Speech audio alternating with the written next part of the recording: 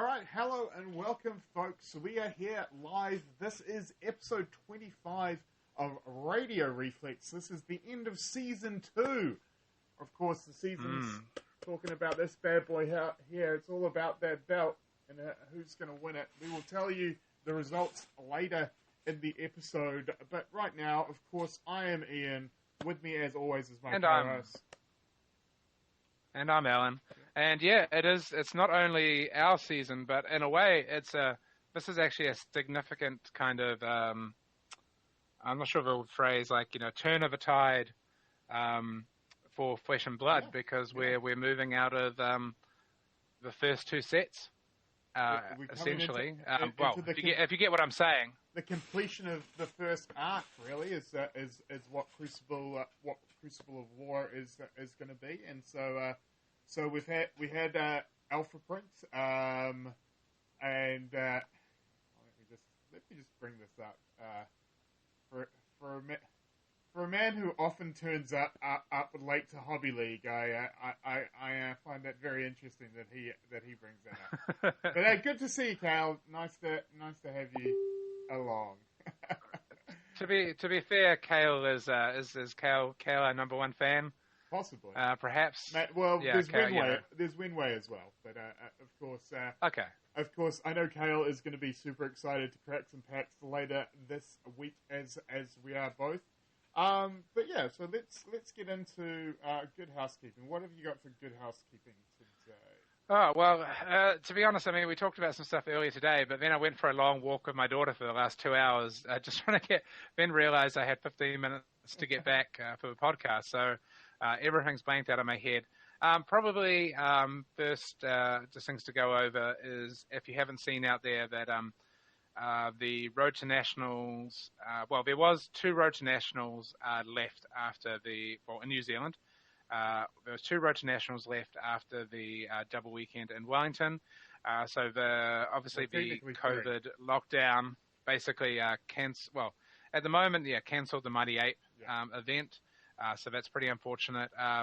And that won't run, doesn't look like that'll run, just because Mighty Ape needs to make sure they can run it at level 1. And, at the moment, obviously, hopefully we will be at level 1 soon, but, they need to know. So fair enough for them. So, that's a shame.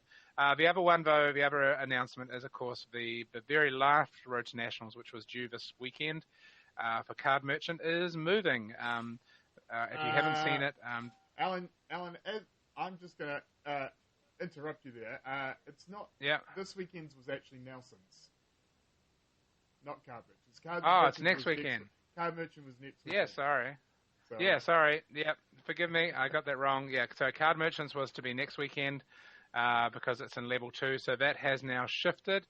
So check out the Card Merchant Facebook page. The details will all be up there. Yeah, so that has moved to the 19th of September, which is the weekend before Nationals. So that it gives people a little bit of time with Crucible, and also gives them a shot to get some reps in the week before Nationals. It'd be interesting though, because obviously, being the week before Nationals, people aren't going to necessarily want to spoil their secret sauce, but at the same time, getting some high-level tournament play in is something that people might want to do with their decks. Which one of the big things which is going to make it really interesting is the fact that regardless of wanting to show you, I mean, you need to come with a deck to win. You need to come with your best deck to win, because there's the Cold Foil Heroes, there's the Tunic Playmats, there's a $500 appearance fee. There is the last, the Card Merchant one will be the last black envelope given out through the Road to Nats. And just with the craze, the significance of those cards, I don't think you can I don't think you can be prepared to nap. And one of the things I think is very important is the best players are probably just going to play the decks are going to play at Nationals, because I feel we've got to a point where the best players can just outplay people. We do. We also have a huge spoiler about that event, don't we? The huge spoiler is Matt Rogers will not win that event. 100% guaranteed. Matt Rogers cannot win that event. That is very true. But can his partner in crime, Jacob Pearson, now storm to a victory? That's the question. If Jacob doesn't win it while Matt's away, I mean, what does that mean? Yeah. And to be honest, I don't know who's going to be traveling for that event. Is it just going to be the Auckland crowd, Hamilton, Wellington? For those who don't know, the reason we say it's 100% that Matt Rogers can't win that event is that Matt is going to be the head judge at Card Merchant. So he will not be playing. So not guaranteed a new champion because I'm sure Jacob will be definitely playing in there. But it is a good shot for a new champion of Rhodes too, and I guess also with Rhodes happening in Nelson this weekend, we will also have another guaranteed non-Jacob Pearson Matt Rogers winner because with the travel restrictions, the Aucklanders won't be able to get to Nelson this weekend. But here's a question. Well, I was just going to say in introduction, what I should have said before, getting my dates and all that confused is the one glowing light in this whole situation, of course, is that Adept Events, Marnie and Adept Events is going forward with their event. Yeah. But the other question is, how sure are you that Jacob didn't leave Auckland before the lockdown and is like somewhere in seclusion in the South Island waiting for his moment? I'm not sure about that at all, but... yeah. Would you put it past Jacob? Can anyone confirm? Has anyone seen Jacob since the lockdown? Yeah, I don't know. I don't think the government is watching this podcast. So even though apparently, the Minister of Health was preparing for Blitz earlier in the week, as the headline said. Yeah. All right. Tino, which character is he playing? That's my question. Probably the merchant. Oh. We will get into will get into some spoilers. Well, nothing new, but we'll get into our thoughts and spoilers. Of course, we also had last weekend. We had another road to Nats in Taiwan, which was the last one in Taiwan, I believe. Yep, so Taiwan is done. So Dash took it out in the Taiwanese one. So there are now, I believe, 26 players that are top 8'd over the events over their season. They're already qualified for nationals. So what will be happening is, this is a good point just to clarify for people, is that the cutoff date for New Zealand and Taiwan is still the same. That hasn't changed. So obviously, things is if you're playing the card merchant event, your points will obviously not count because the cutoff will already be done. Of course, if you are playing in the event, if you do win the invite, they still count. Obviously. Yeah, invite's still a thing. It's just that the points, won't matter for nationals. The adept events one, obviously, any points gained down there. Yeah, if you don't qualify, there's still the modifier on points. Yeah. If you're playing down at Nelson, you get the chance to rack up some more points before the cutoff date. So that is exactly the same date. And if you're outside of Auckland and you go have a look at your ranking, your 90-day ranking, and you feel like you need to get some more XP to get into that top 100, get along to your local game store, get them to run on-demand events because you can still gain XP that way within the 90 days. And if you've got the ability to play in person in a store, I would say do it because I know that is something that we have both been missing over the last 2 weeks. Yeah, well, let me segue into a reminder. If you are in Auckland and you want to get some points, remember Play Anywhere is available. You can set up your own events through your through the gem service, through your player ID. You can get a bunch of mates together. You can do it over as long TTS. As it's under 10, you can do it through a webcam. As long as it's under 10. If you're doing just do it over TTS. Do it over webcam. Yeah. I mean, teach your wife/daughter to play. If you have got a small testing group and you guys are happy with being in each other's bubbles, that is fine too. I think me and Alan might try at some point after Sunday to get together and play some Blitz and maybe record it. We'll talk more about that because obviously we have Season 3 coming up of our challenge. But yeah, definitely, as you said, the Play Anywhere, that is up and running. If you got to get some more XP to make sure you're qualified, get amongst it and play some games. I mean, you should be playing games anyway with the new Crucible coming up. Oh, looks like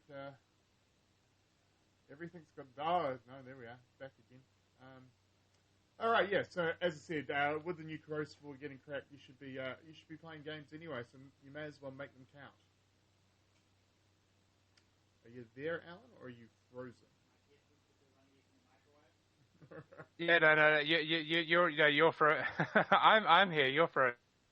All no, right. You're frozen. All right. You want to build a snowman? All right. Well. Okay. So I just think what's the last thing on our good housekeeping?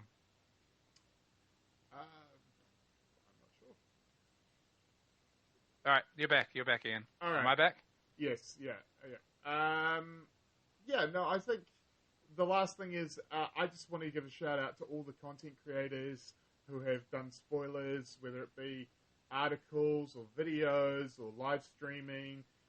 There's been some amazing work done with the previews. Of course, did Summer Art, always great with the lore videos. He had a great preview. We've seen some interesting ways of previewing cards. I've got to admit that Aaron Newson, their basketball one was super annoying because I was trying to watch it on my phone. I was like, I just want to see the damn card. Creativity's all well and good. Just show me the damn card. Yeah, no, I really like Jesse and Aaron's one. That was very cool. Yeah, a lot of people found new ways to bring the spoiler season. Well, everyone's upping their game, which is something we'll talk about after we get. We'll talk about a little bit later on about us and about that in Radio Reflex. But yeah, my shout out is to all the new podcasts that are cropping up. Obviously, Session Blood is really good. So shout out to Kieran and Carol. Really enjoying their episodes because they do something that. Yeah, unfortunately, we're not equipped. I'm not equipped to do that level.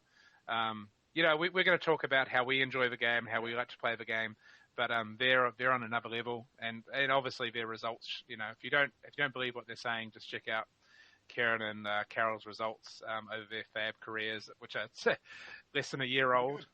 Pretty good. Well, everyone's fab career is less than a year old, to be fair, Alan. Yeah.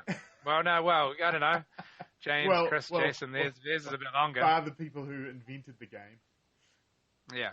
So we got some catching up to do. But I mean, yeah. Their careers for this year, as it were, has been fantastic. So, but yeah, I've seen a bunch of podcasts pop up. I think there's one called the Attack Action podcast. So yeah, at the moment I've just got to try and scramble and try and check out. And if a bunch of them.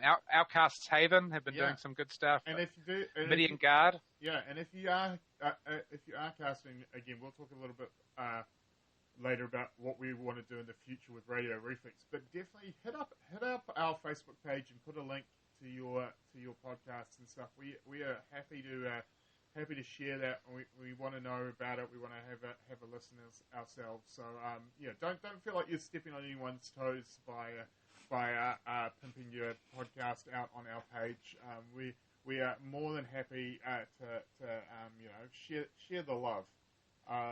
Yeah, if we can bring any new viewers / listeners to your podcast, we're happy because we're doing it for the love of community. I'm sure the big dollars will flow in later on for us, but at the moment it's all about the community. So we're happy to help, and hopefully people also tell others about our cast as well. And just there's such an influx of players at the moment that people are, what's the phrase? People are thirsty for fab knowledge. Even ours. Even ours. Even ours. All right, so let's. What's that going to lead us on to, Alan?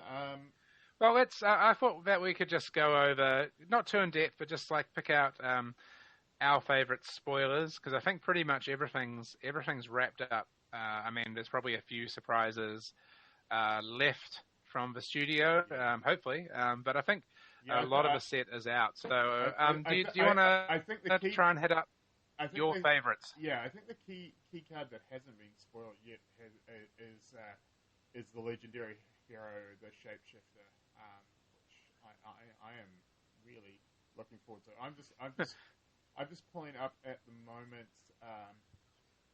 Now, talking about content creators, I am a big fan of Team Covenant, and I actually had a fair hand on getting them involved in Flesh and Blood, and so I'm super happy to see them in there and playing. Now, if you didn't see their cast this morning, oh boy, it was fun.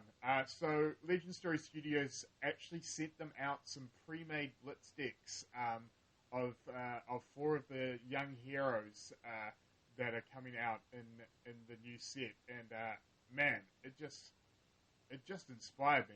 I'm like, I can't wait to get my hands on the new brute hero, KO, or however you want to pronounce it. KO. But you mean Kevin Owens? Yeah, that's right. It's definitely going to be the KO show.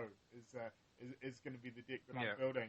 Again, if you haven't seen it, as I said, I'm just pulling it up because I don't want to read it wrong for people. So let me just quickly pull up the card. But the cool thing about him is that he starts with 19 health.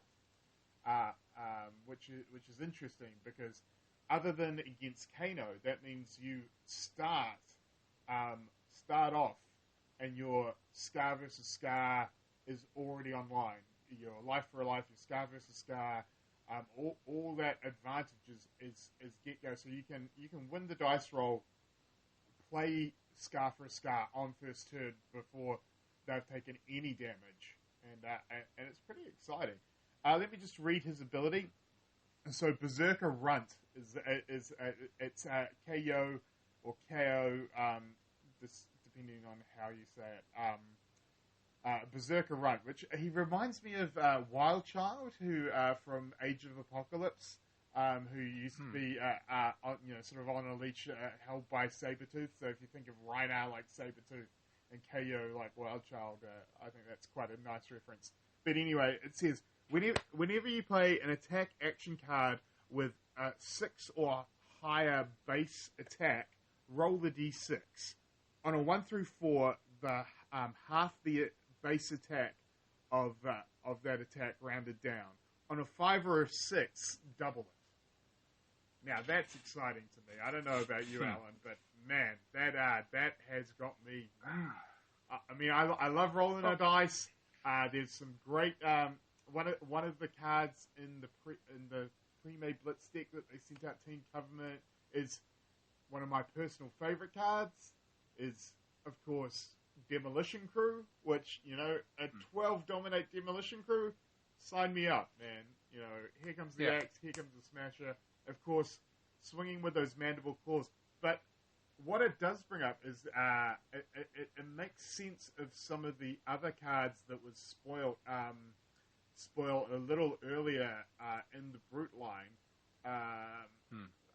because the one that when I saw it, I was like, oh, that's a bit weird. It was that it's the red line. Let me get the name of it.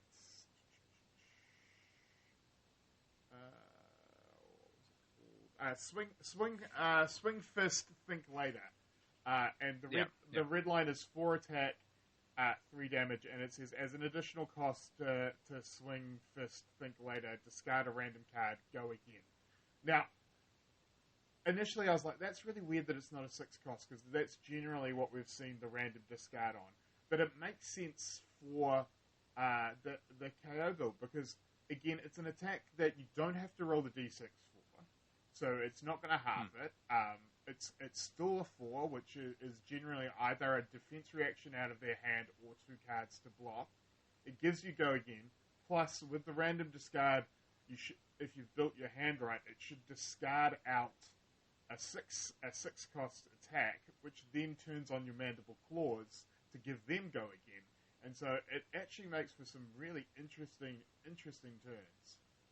So yeah, I am looking forward to not just making classic constructed brute, but this new brute hero. Yeah, well, otherwise, think about there's other 2 cards that are going to be important for these builds, and one of them is another is a Majestic, which is Beast Within. So Beast Within is a 3 cost. Sorry? Just art-wise, what a beautiful card. Oh yeah. I've a few people have said. I think you said to me like, got to get this in foil. Got to get this card in foil. I mean, it's going to look stunning. But like Beast Within, it's a yellow line, 3 cost attack. 3 cost, 6 power, 3 defense. If Beast Within is put into your graveyard from anywhere other than the combat chain, banish the top card of your deck and lose 1 life. If it has 6 or more power, put it in your hand. Otherwise, repeat this process. So if you think about discarding this, I mean, this card is a discard. This is to discard, basically, because I'd hate to actually play it because it's just essentially a vanilla 6 power attack. But just imagine off discarding this, and the other card you didn't mention, but even better with that, not even just discarding it. What I really like about this card is setting it up on a turn that you think they're going to command and conquer you, because they command and conquer you, and it sets off. It's pretty nice. Yeah, no, that's true. Yeah, I didn't think about that application. And of course, the final card is, of course, one of the earlier spoilers was is Gambler's Glove. Oh yeah. So that gives you second chance KO basically. Yeah, and that is going to be big, and again, not for everyone. Like if you're the sort of person who grits their teeth every time they roll a Scab Skin Leaders, this is probably not the deck for you. This is you're gonna have a little gamble in you. You got if you're not rolling dice while you're playing Brute, is what I'm saying. Yeah, there is a type of player which both you and me are part of. So they're just gonna play KO because one, it'd be cool to get a Kevin Owens altar of that card at some point. Oh, totally. But it's just I don't know. Hopefully we're just having fun no matter what happens. So I mean, one of the reasons for a game like Hearthstone, I used to play a lot of Hearthstone, and people complain about the RNG, but sometimes it doesn't.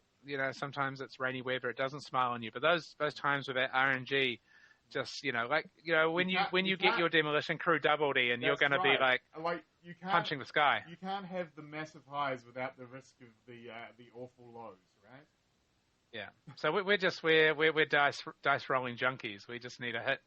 We need that hit Iain, regardless of the consequences. Absolutely. So what else has stood out for you in spoiler season? Okay, I've got a weird couple of 3 cards that I kind of want to. Well, actually, almost 4 cards that I just kind of want to mention. Yeah. Not because of the card themselves. I mean, the cards are cool. But just because I really appreciate what the creative team has done with them. So the cards I'm thinking of are. Sorry, I'm just refreshing the spoiler here. Let me bring it down. So the cards I'm thinking of are Talishar the Lost Prince, Sutcliffe's Research Notes. There's sorry, I'm getting the name wrong because I'm not looking at it. Tolverson's Workshop. If I could just find it. Yeah, Sutcliffe's Research Notes. Yes, there we go. Sorry, Tekloverson's. Yeah. I need someone to pronounce it for me properly. Tekloverson's Workshop.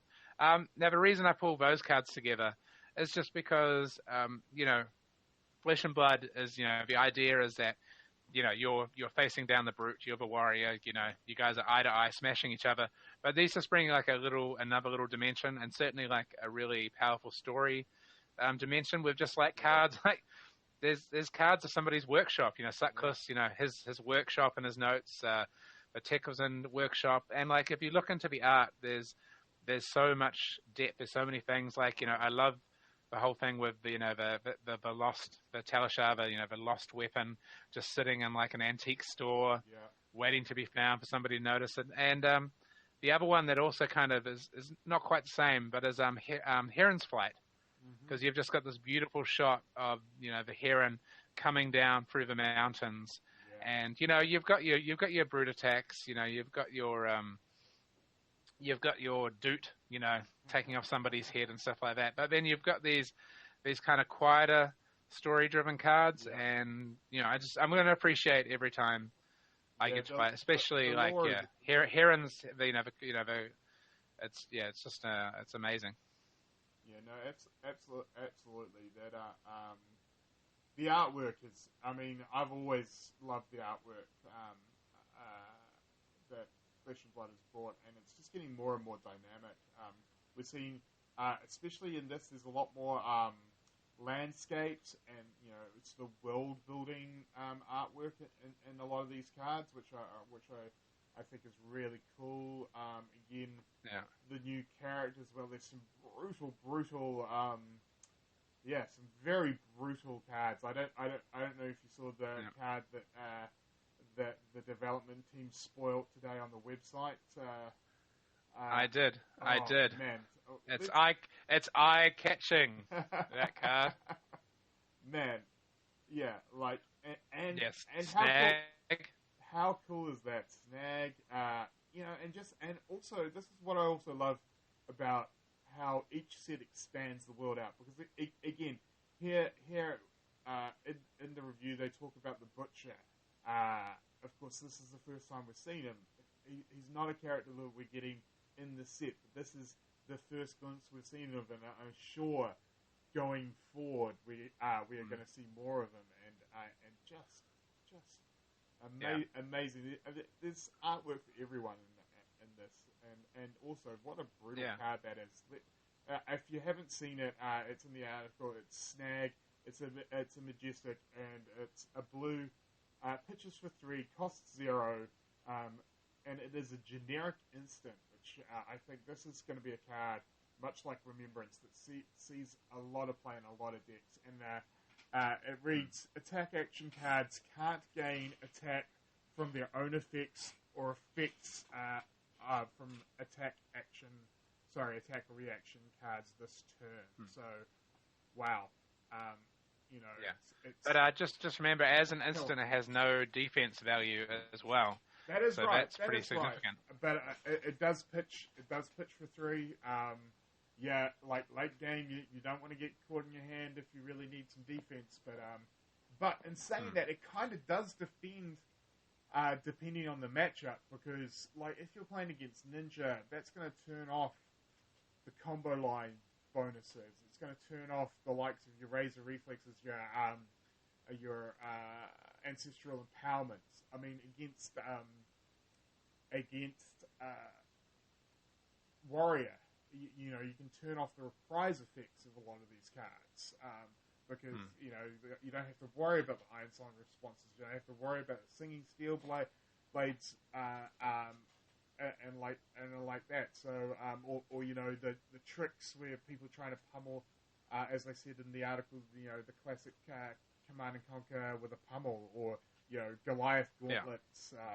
Command and Conquer. Oh no, sorry, Goliath gauntlets. No, Goliath gauntlets gets around it. But the pummel. You can't snag a gauntlet apparently. Yes, you can't snag a gauntlet. But again, just so excited about actually getting some packs and cracking them. Obviously, Brute and Ranger are really exciting me. These are anyone who knows me, these are classes that I hold very close to me, and I like to play.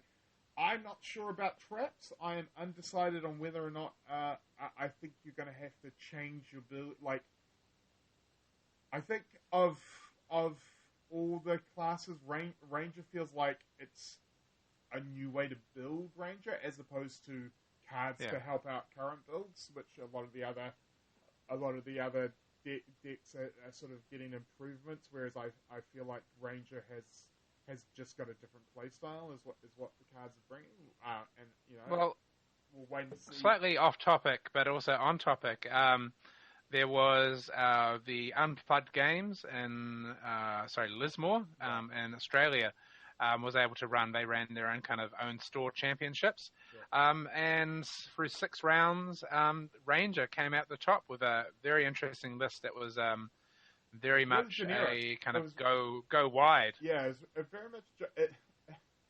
You know what it actually, when I looked at it, you know what it reminded me of? It reminded me very much of a local player, Luke Badger's No Brute deck, almost of the. Well, if I remember it, it actually ran very few arrows in the deck. Yeah. If I think it's something around like 11 arrows, so. Makes me wonder about how traps in a lot of these new Ranger cards. Could Ranger be kind of like I'll use this. This is a non-fab term, but could you have Ranger being the hate bear deck? I won't go into where that comes from, but like basically a deck that kind of it's not only trying to do damage, but it's actually actively trying to proactively disrupt the opponent's game plan through cards like things like Snag. I think he was running Chains of Eminence as well, which is really cool because that's a card that I really like the look of, but just hasn't seen any play in the WTR Arc meta at the moment. Well, I think some people have looked at it and they're waiting to play it. Just a quick question here from Brett Rogers. Does Snag affect weapons? No, it says attack action cards and attack reaction cards. So it is only cards. It's not the weapons themselves. Or yeah. So also commenting, Cal. I really like the artwork. Has got a bit darker in Crucible.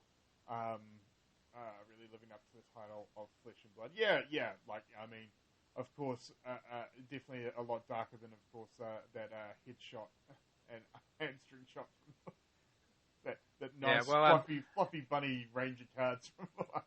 No, but I agree with you, Caleb. That there definitely is a darker vibe to a lot of it, and I think it really nicely brings into that we're getting into the actual war of that's happening in Wraith, which is what this set is supposed to be about.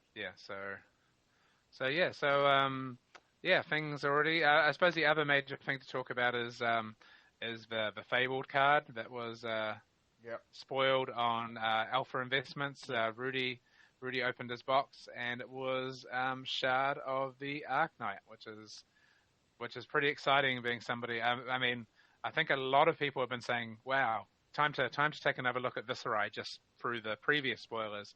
But now you have a resource card that also works so perfectly of a strategy, just creating a rune chant when you pitch it. Yeah.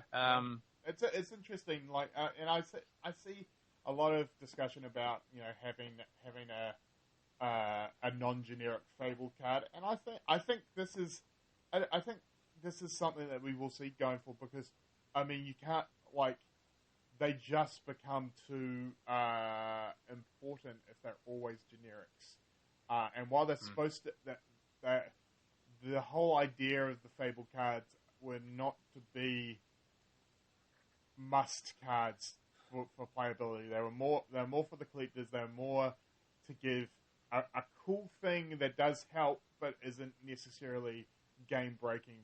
Because again, they are Fabled. They are harder to get. There is a sense of excitement when you pull one. And it is for the collectors. I don't know, Ian. I've never felt that excitement of opening one yet. Some of us have. One day, I've had the excitement of you own a heart. You own a heart, and I don't. So I'm not. So it's one each at the moment. So the deal breaker is who pulls the Shard first of all. But I feel one like of the other things is this card is. This card is important story-wise, but hopefully down the line we're going to be able to get some of the development team, hopefully on the cast to answer some questions. So probably, maybe we won't go so much into that stuff, but it's also an important story card. Absolutely. I think again, this is what LSS is doing so well is that they are bringing the world to life as well as putting out a compelling card game. And I think that's really that's something that really excites me. I mean, obviously, having worked for the company before, worked with people like Nikki and MJ and that like that. I'm always excited to see what they're bringing to the game because again, spoiler season. I've been just another member of the public. I haven't seen any of these cards before, so it's been exciting for me to be on this side of it again, like I was for the original set. And I'm just really, really, I'm itching to get some packs and crack some packs and see what my box brings. Yeah, well, hopefully, as we haven't discussed yet, but maybe somehow, while socially distanced, maybe this Friday we can. We need to crack your victory packs Yes. for winning last cast's NXT Takeover That's predictions, right. which you romped home on me. So Ian's got 4 sweet packs. Yeah, well, absolutely. two of mine to crack. So maybe somehow we can stream that live while being socially distanced, responsible, All right. covered in disinfectant at a safe distance, and do that somehow. I'm sure we can. Maybe live from the back of my coffee van or something. yeah. Well, that's fine. Obviously, all the stores in Auckland are pretty much. Well, I don't think any of them aren't open for click and collect action. But if I know Auckland players, everyone has their pre-orders in, and we'll be waiting to pick those up as soon as they can on Friday. So yeah, expect. I'm hoping to get my boxes on Friday. and this so I'm actually hoping that we could do Friday through Sunday. There is going to be a spate of case breaks videos because there's I know I've bought into at least 2 of 4 that Aaron Newson's doing. I know the guys down in Dunedin have got a couple of case breaks up and running. So yeah, it's going to be an exciting time this weekend. Yeah. Even with the weirdness of being in lockdown and stuff like that. But yeah, it's just a shame that here in Auckland we're not going to be able to get into a store and actually get some games in.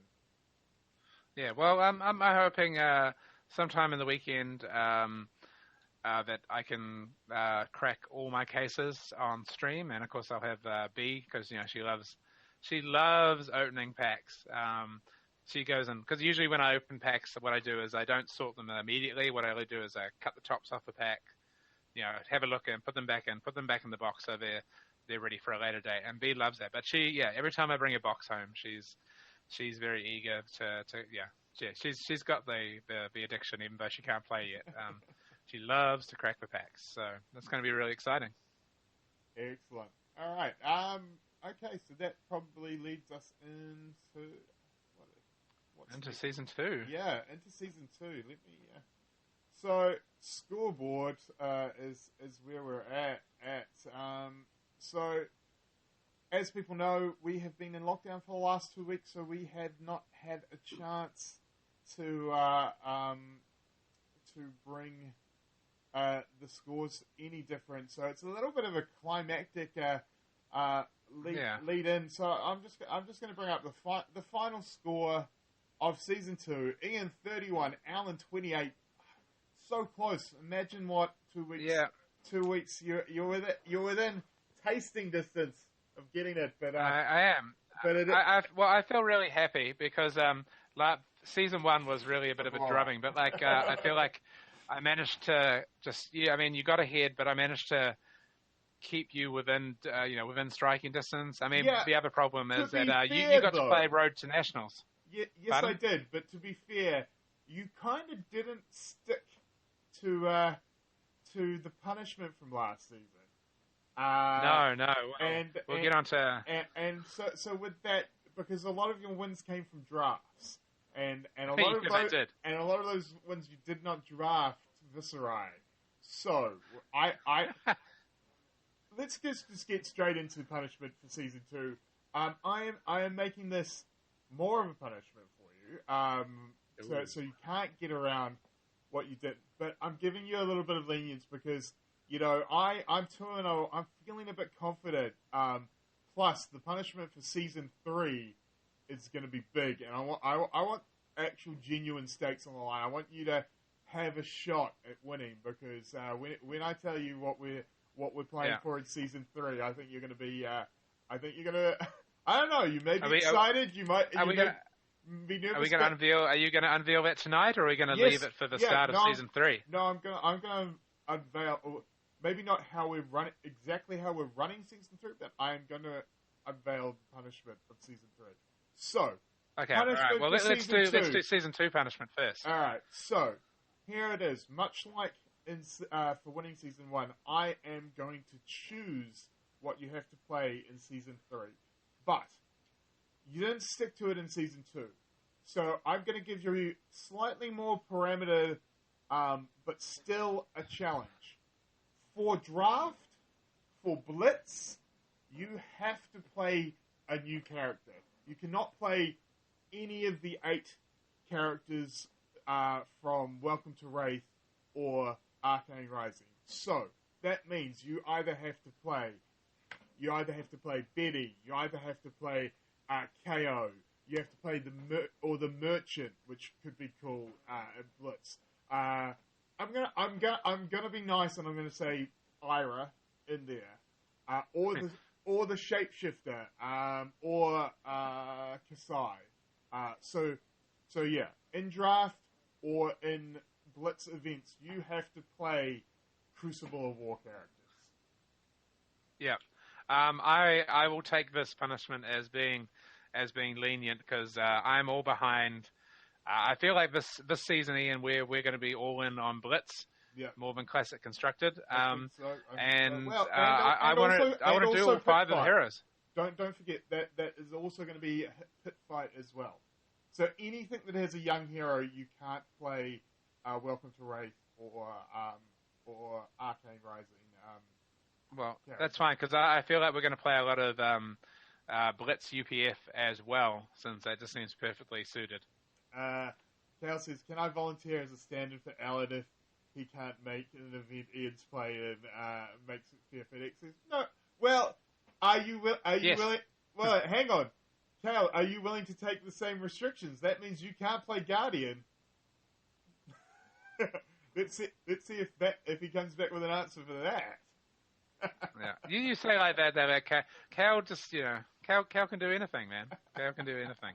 Well, don't be hassling my man there. All right. Terrible. So should we talk about Season 3 a little bit? Well, I mean, you haven't told me this already, and you said it's pretty exciting. Yes and no. I haven't told you. We've kind of talked about this in the past, but not as a punishment. Something. Well, hang on. Here's a response from Cal. It's like, I will play whatever if you tell me to. All right. We'll consider it. Maybe not once I unveil what the punishment for Season 3 is, because it is a doozy. We are stepping it up. Right. We are something that was brought up when we were in Wellington. We were talking about it at the share house that I was with Marnie and the Nelson boys and Ash and Matt Rogers. Is that there's a lot of fandom. There are a lot of people who are buying into Flesh and Blood. We've seen a lot of stuff. We've seen down in Wellington. We saw some Tamisi, who's using his altered art. Katsu and Kadachis, which are really cool. We've seen obviously creators. We've got podcasts. We've got lore videos. We've got insight videos. It's been really cool. And a lot of buy-in. A lot of people spend a lot of money on this game. A lot of people are backing this game like it's going to be around for a while. You and I both believe in this game. We both believe this is something special. One of the things that was brought up over the weekend is that no one's gone that step further with their fandom yet and got a fab tattoo. So I am putting it out there. the punishment for the loser of Season 3 is that they have to get a Fab-related tattoo. Now, do I get to choose if I beat you? When I beat you, Ian, do I get to choose a tattoo, or can I have something like I don't break for Guardians or something like that? It has to be Fab-related, definitely. Yeah, okay.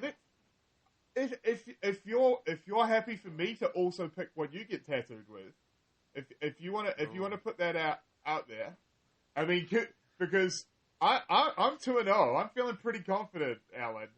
Well, I think maybe the winner has final say on it. They have to agree to. Can't be just maybe. You can't just put Katsu's initials on your wrist or something like that. I tell you what. How about this? How about the loser? The loser can present the winner with 3 options of what they're happy to get tattooed, and the winner picks of the 3 options that the loser is happy with. All right. This I agree. I'm just working out maybe if I can get there's my knuckles. If I can get brute life across my knuckles or something like that. Chris Bewley coming to us live from Korea says, "Lock me in." He says, "I'll get on your behalf of the loser if you ain't down." Look. No, we're down to this because I'm going to win. Alan, I'm throwing it out there. Because do you have any tattoos, Alan? I don't have any tattoos. Okay, I so do not. I am not. interesting. You are tattooed. I already have a tattoo that came from a competition. So yeah.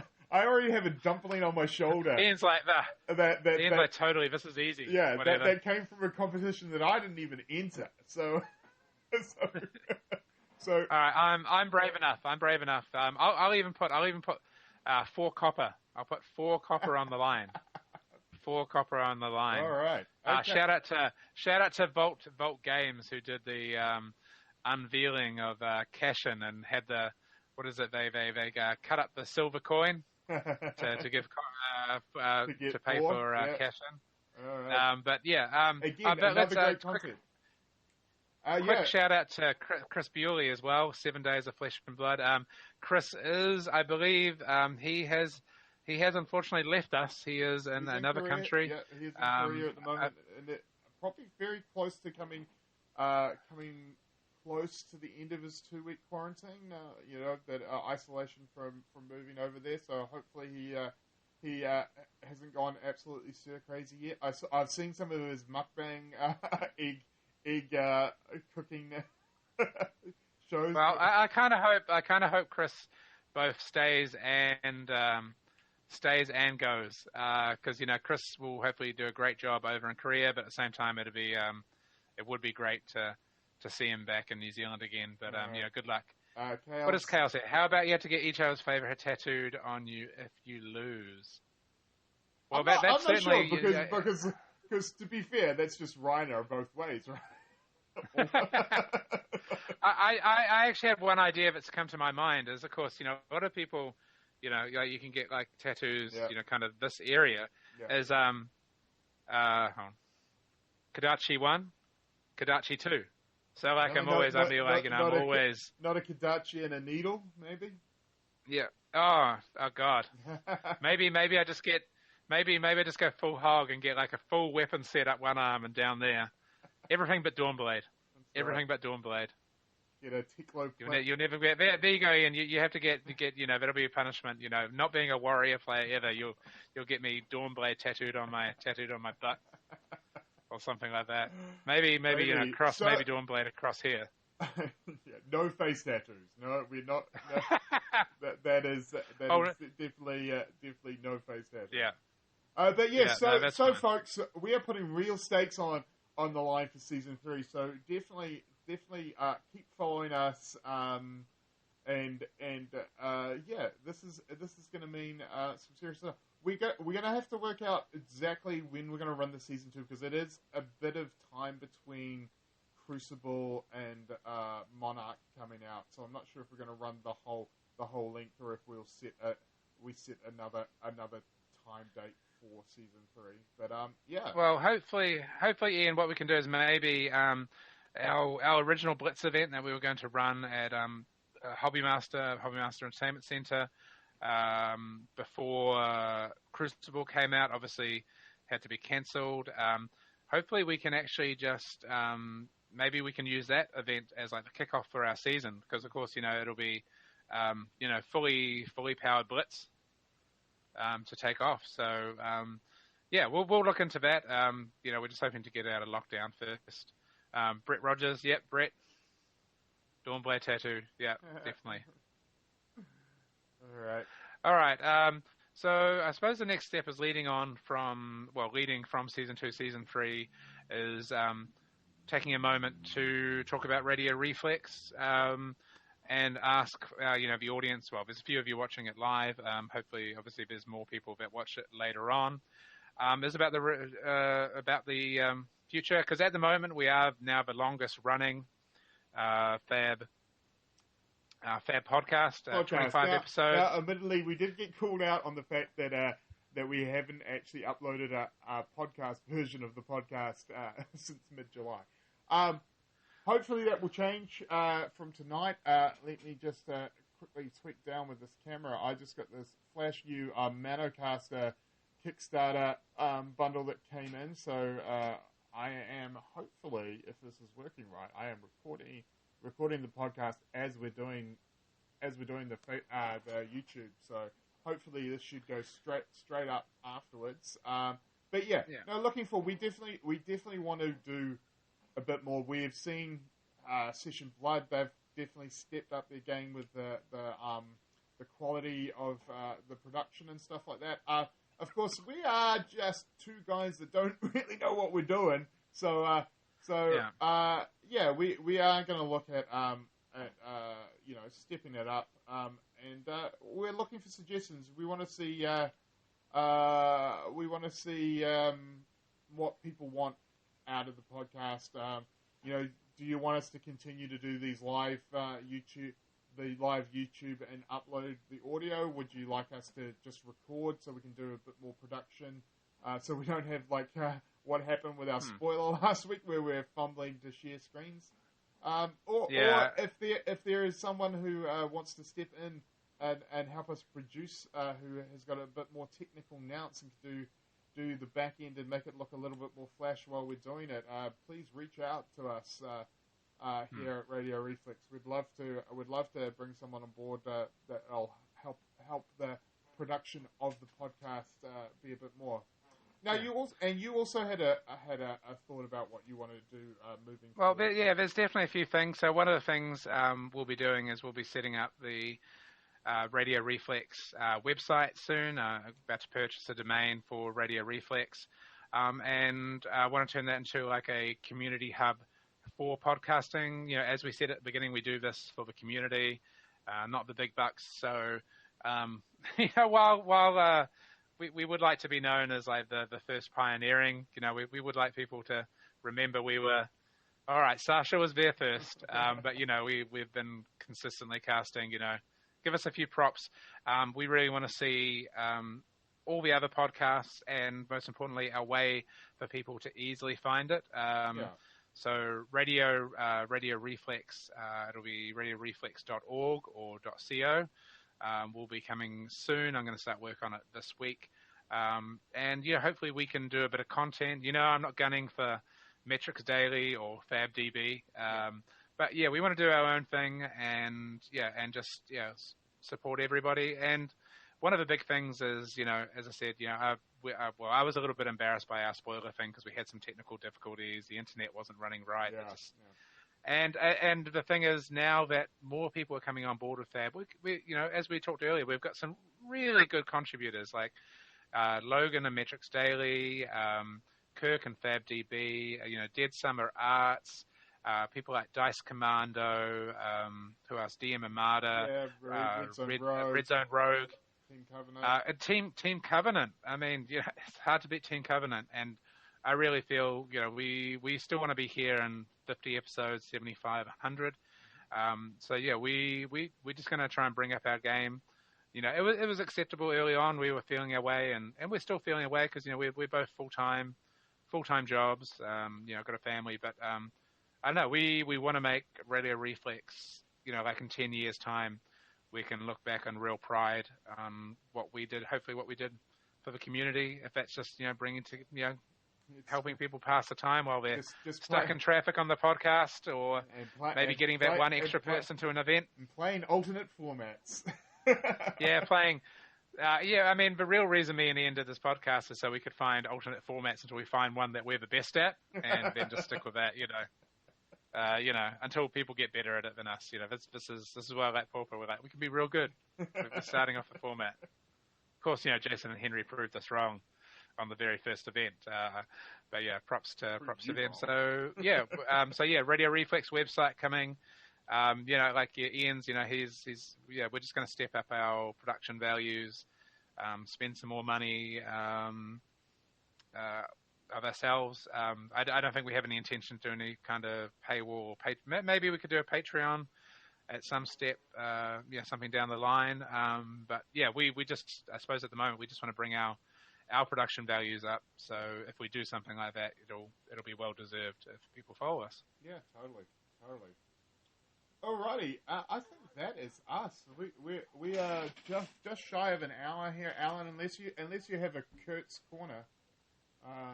Well, I don't know. We could quickly talk briefly about the wrestling takeover.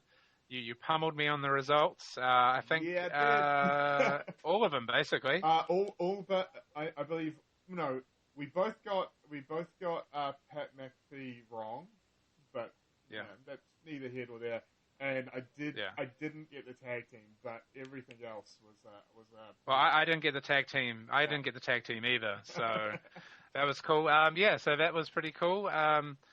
Bad news that Karrion Kross might be injured after his match with Keith Lee. Yeah, that was tough. I mean, and we've seen it before. We saw it with Finn Balor when he won the Universal title, and then had to vacate it the next day on Raw, and he never really got back in the picture. I mean, I think he had one rematch down the road that they kind of just squashed him in, but yeah. So I hope this isn't a huge hurdle for Karrion Kross. It'd be a real shame because obviously we saw on Monday night the other part of my prediction. We saw Keith Lee has joined Monday Night Raw, and it's straight into a feud with Randy Orton of all people. So they are really pushing him, which is great to see for the man himself. Big Keith Lee fans, both of us. So looking forward to it. But the other big thing is SummerSlam happened on the Monday. Well, Sunday there, Monday with us, and it was actually a really good pay-per-view.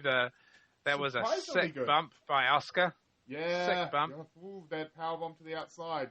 I thought for sure she was done for, but I was really happy with that match. I would almost go as far as saying that was match of the night.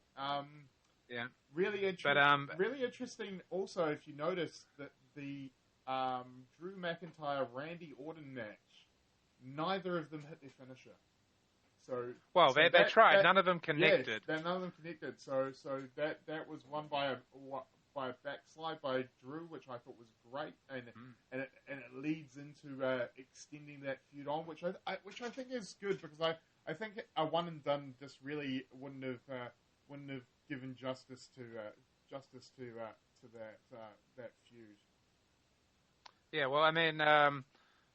Randy's on fire at the moment. Randy's putting in some of his best work, and the Thunderdome was really good. But I mean, the big thing that I really enjoyed was the fact that Roman Reigns came in and obviously assaulted the Fiend and Braun Strowman. And the thing that we've always wanted out of Roman is just to be a badass who doesn't need to say much because he's not he can't do great promos, but The T-shirt, what was it? His T-shirt, beat everyone and leave or something like that. Wreck everyone. Maybe Chris. Wreck everyone and leave. Which, It's a little bit of a callback to the old Stone Cold Arrive, Race, Hell, Leave T-shirt, which I thought was interesting. But this is a badass that Roman Reigns should have been. Like, I hope he doesn't have the vest. They change his theme music. Yeah. God, give him Paul Heyman. Well, who knows? Who knows what we're going to get with that. But yeah, no, looking forward to it. But yeah, no, good times. I actually felt like for a while that it was actually the best sort of showing for a long time. So I was happy with that. And we've got another pay-per-view this weekend, Payback. Weird. Oh. 1 week after each other. So I'll be probably getting home from work, sorting out Crucible cards while watching Payback, which should be interesting. Yeah, well, I won't complain. I've got the network, so more wrestling I can watch, the better. But yeah, otherwise, good weekend for WWE. I think that's all we're going to say about Kirk's Corner. Yeah. Today, I suppose, final thing is for all of you on the stream and those of you that will watch it later on.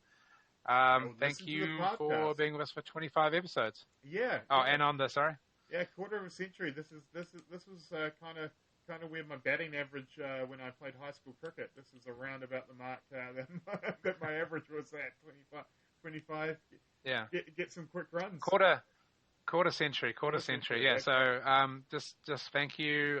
We've met some fans. People listen to us. Yeah. People listen to us. Actual fans in Wellington. We actually legitimately signed autographs for one of our fans down in Wellington, which was really cool. And we look forward to seeing everyone, or seeing as many of you as possible at Nationals, and moving forward in the future when international travel gets back up and running. I have a voucher for some international travel that I have to use before the end of 2021. So hopefully, maybe get to see some of you live in the future. But yeah, things are looking great. We are looking forward to Crucible this weekend. We hope that you pull everything you want for your class. We will be looking forward to seeing the plethora of case breaks and box openings that are sure to come out this weekend. May you only open foil majestics. Final from Chris here. Thanks, gents. The longest running episodic weekly fab cast of all time. That is correct. That's all time. He is a man that knows how to pitch what we're selling. All right, guys. Thanks very much. Wash your damn hands. Stay safe, and we'll catch you next week. See ya.